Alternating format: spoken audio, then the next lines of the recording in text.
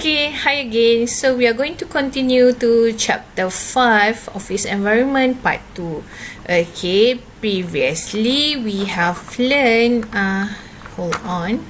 Okay, we have learned about the management of office environment, and we also have learned about the impact of the office environment. So in the management office environment, you need to know one of the important term, which is the green office environment.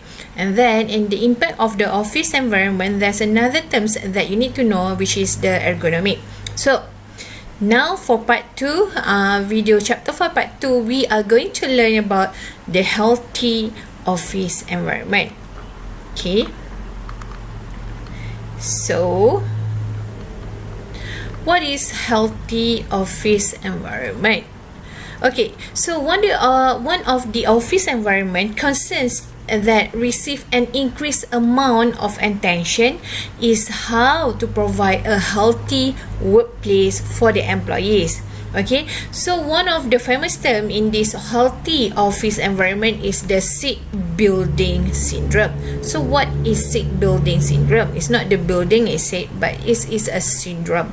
Okay, so sick building syndrome is actually result from unfavorable environment conditions, a phenomenon of the last 2 decades. Okay, so this syndrome manifests itself among employees in the following ways. For example, the headache, dizziness, abnormal tiredness, breathing difficulties, sore throat, coughing, skin rashes, and etc. Okay, so for this one, we are referring to the Quibble page 86 to 89. So now we are going to continue again on the sick building syndrome. So this syndrome is actually considered to exist in a particular building when at least 20% of the employees complain of a similar symptoms. So among the most common of the specific environment conditions that cause the sick building syndromes are indoor pollution. So what type of indoor pollution that we are going to learn after this? The noise pollution, and also the lighting glare. Okay, so we also refer again to Quibble page 86 to 89. Okay, so now we are going to learn in detail what are these syndrome. Okay, so these are what we call the situation that create unhealthy environment, office environment. So we have 7. The first one is the repetitive motion injuries. You have learned this one during your office administration 1. And then number 2, we have electromagnetic radiation. Number 3 is the computer vision syndrome. When you have doing your job long hours facing the computer, yes, you are going to have facing this computer vision syndrome. The indoor pollution, the noise pollution, the poor lighting system, and lastly number 7 is the non-ergonomic furniture. So we are going to proceed about this one in detail one by one. So let's go for the first one. The repetitive motion injury. So repetitive motion injuries are becoming common. So one of the famous term for the repetitive motion injuries is the Kapatana Syndrome or CTS. You have learned this one during your office administration for the office environment.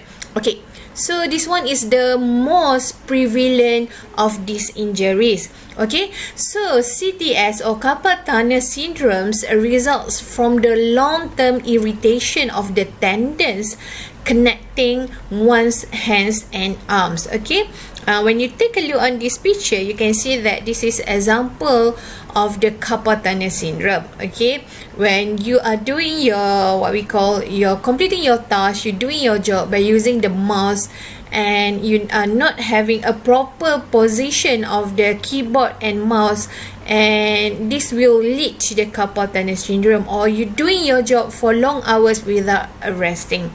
Okay, so okay, next, So the Kapatana syndrome, actually it can be reduced or overcome as follow. So there are 4 ways for you to reduce or overcome the Kapatana syndrome. The first one, place the employee's keyboards and screen at the appropriate height. So we have learned before about the proper ergonomic condition. Okay, make sure the height of the table, the place of your keyboards and mouse, or also the screen of your computer. Okay, number 2, require to take frequent breaks away from their work areas. Yes, around 20 minutes. You may take a break for every 20 minutes. Okay, take just a few seconds for you to break. Okay, and then provide them with the wrist rest and with adjustable chairs and movable keyboards. Okay, for this one is quite costly for you to provide or to have the ergonomic chair that have adjustable that have the wrist, what we call the rest arm. Okay, and also the adjustable chair. Okay, and lastly, stretching exercises involving the back, arm, wrist and fingers. Again, when you're doing a long hours facing the computer on your workstation, okay, sitting on the chair, make sure you're going to take a break 20 minutes, and then you can do some these very light exercises that involve your back, arm, wrist and fingers. Okay, so these are the 4 ways for you to reduce or overcome the Kapatana syndrome.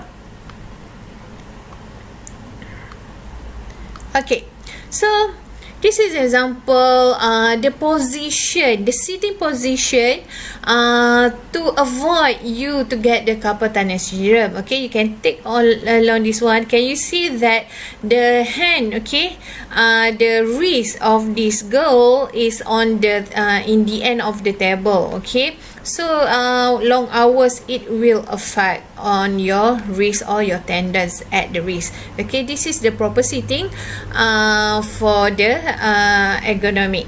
Okay, so this is the one example. Okay, we are going to proceed. This is another example. This is what we call Kapatana syndrome. Okay, one of the famous, one of the most repetitive motion that people have because of the repetitive motion injuries is the CTS, Kapatana syndrome. Okay, this is just an example. And next, we are going to proceed number 2, which is electromagnetic radiation. So, electromagnetic radiation is caused by video display terminals or VDTs. Okay, is thought to cause a higher than average rate of miscarriage, cancer, birth defects, and also the heart disease. Okay, so in order for you to overcome the electromagnetic radiation, you can install the radiation screen on the face of the display units.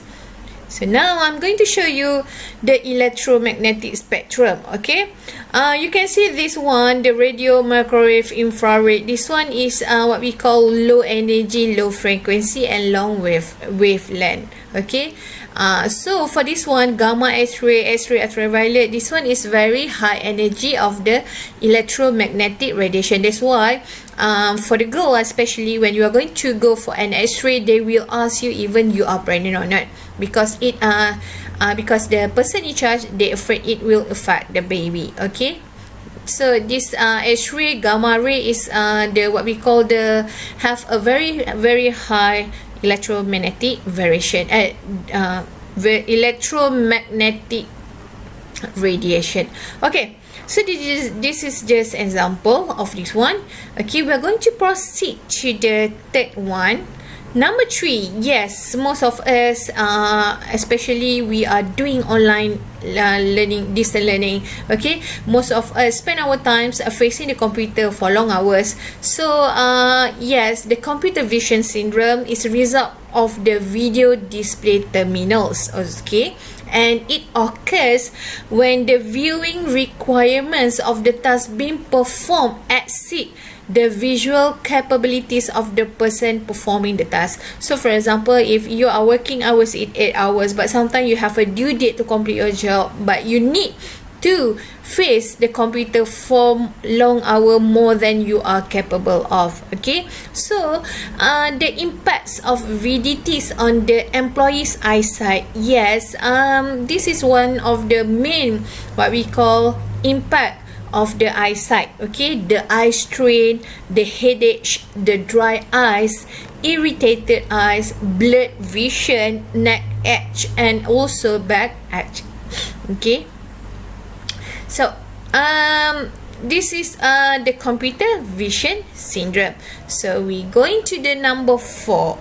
Yes, what is indoor pollution?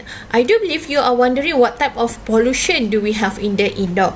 Okay, so this one actually, indoor pollution is a result from improperly designed building ventilation system, or in other words, the what we call the air system. Okay, so often result improperly designed building ventilation system, unclean ventilation systems, and outdated heating, ventilating, furnishing, air conditioning systems, office equipment, for example like electronic copier or laser printer that produce the ozone in the office, and this one has outgrown its capability. Okay, and additional air purification and filtration devices may need to be installed. Ventilation, in other words, we call it as pengudaraan.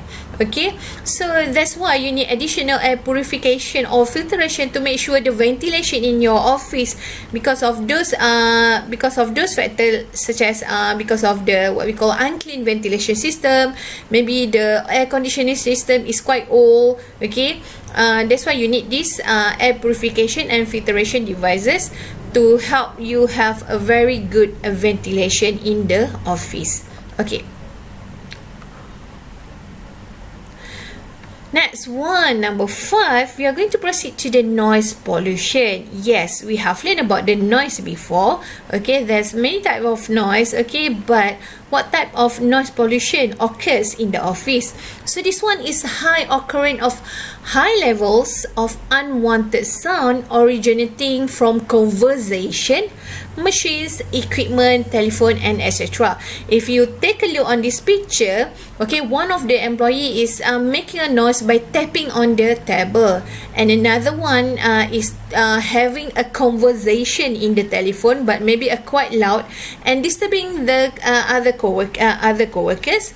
And then this one is what we call the one of the employee is maybe having a lunch or a breakfast, I'm not sure, but yes, making a sound and disturbing your co-workers. Okay, and then sometimes you have a machine. Okay, what I'm having right now, the noise pollution.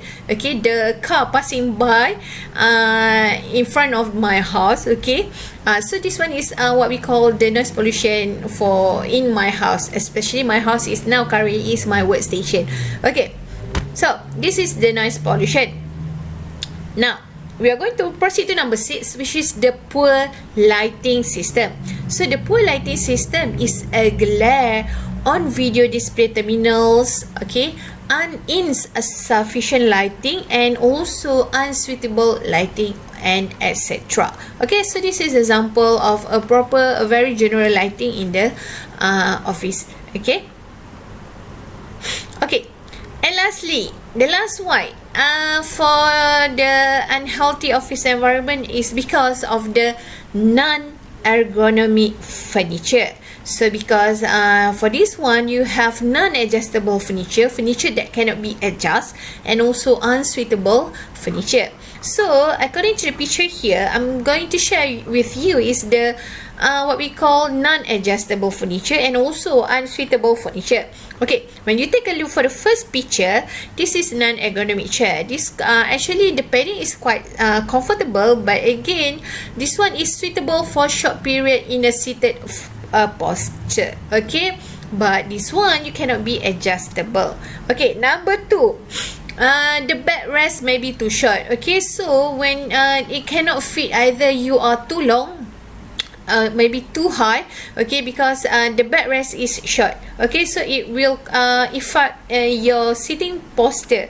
And then the height adjustable, if you are too high, if you are too short, you cannot adjust the chair, okay, especially you want to adjust your height according to the table, okay. And lastly is this one, the table, okay.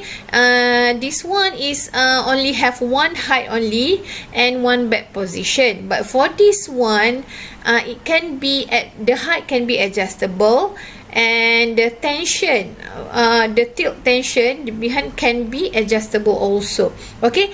But both chair have armrest, okay. So and this is example of non-ergonomic furniture. So that's it for video 2, part 2. You need to know in a healthy office environment, these are the factors that create unhealthy office environment, which is we have 7: the repetitive motion injuries, electromagnetic radiation, computer vision syndrome, indoor pollution, noise pollution, poor lighting system, and also non-ergonomic furniture. Okay, so that's it for chapter 5 part 2. See you again in chapter 5 part 3.